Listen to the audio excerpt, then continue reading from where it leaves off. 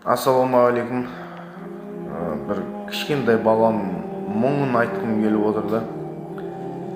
Енді балдар топырлап ойнап жатыр да, енді андай балашаға ойнайтын жерде ойнап жатыр. Бір бала бір өзі шетте қарап тұр екен да.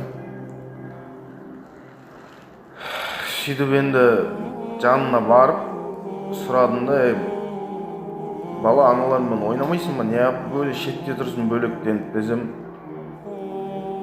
мен қоспайды ойындарына дейді. Неге десем, олардың папалары бар, оларға ойыншық алып берген, анау алып берген. Менің папам жоқ, мен ештеңем жоқ, олар сөйтіп мені ойынға қоспайды дейді. Енді ана жерде шыны керек, өксігім аузыма тығылып қалды, құрметті ағайындар. Өте бір қиын, өте бір өкінішті өмірді, құрметті бауырлар. Түсінген адамға да бұл. Папаң қайда десем, папам ажырасып кеткен, біз тастап кеткен дейді.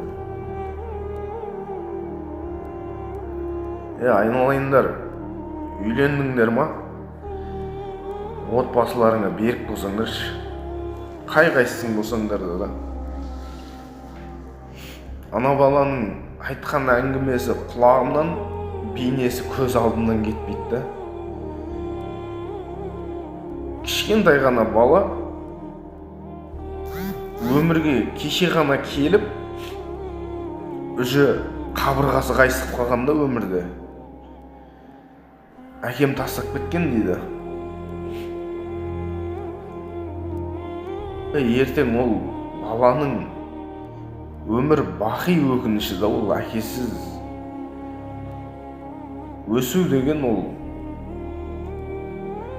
сендердің бір санасыздықтарыңнан еш нәрсеге қатысы жоқ бейгүнә сәбилер азап шегіп жатыр да, былайша айтқандашы. Біреуінің ер азаматы кінәлі болады, біреуінің әйелі кінәлі болады да, бұл ажырасу деген нәрсеге да.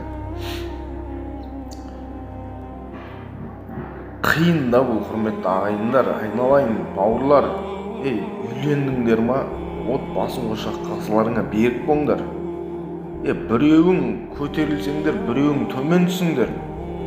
Ешқашан ажырасып, арттарыңнан өсіп келатқан ұрпақтарыңды ешқашан тірідей жетім қылмаңдар, айналайындар. Жүрегі ауырып кетті ана.